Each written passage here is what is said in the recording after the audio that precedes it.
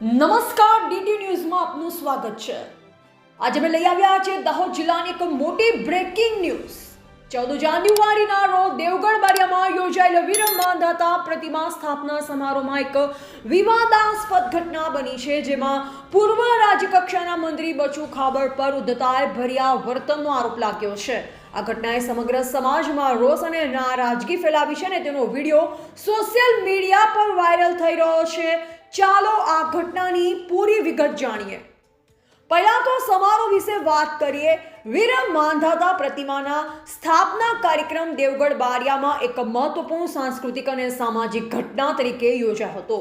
આ કાર્યક્રમમાં સમાજના વિવિધ વર્ગના લોકો ભાગ લેવા માટે એકત્ર થયા હતા, પરંતુ આ શાંત અને પવિત્ર કાર્યક્રમને પૂર્વ મંત્રી બચુ ખાબડના વર્તનથી કલંકિત કરી દેવામાં આવ્યો છે।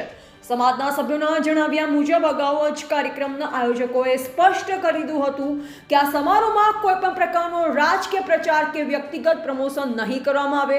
આ કાર્યક્રમને સમાજની એકતા અને સાંસ્કૃતિક મૂલ્યોને સમર્પિત રાખવાનો નિર્ણય લેવાયો હતો, પરંતુ બચુ ખાબડે નિયમનું ઉલ્લંઘન કરી મંચ પરથી પોતાના રાજકીય નામ અને પ્રભાવને દર્શાવવાનો પ્રયાસ કર્યો। તેમનું આ વર્તન ઉદ્ધતાઈ ભર્યું અને અયોગ્ય હતું, જેનાથી હાજર લોકોમાં તુરંત જ અસંતોષ ફેલાયો।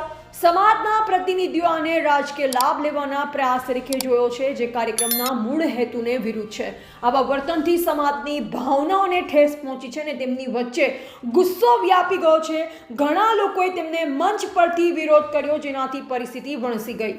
મામલો આટલો બગડ્યો કે દેવગઢ બારિયા પોલીસના પીઆઈને તાત્કાલિક મંચ પર પહોંચી હસ્તક્ષેપ કરવો પડ્યો।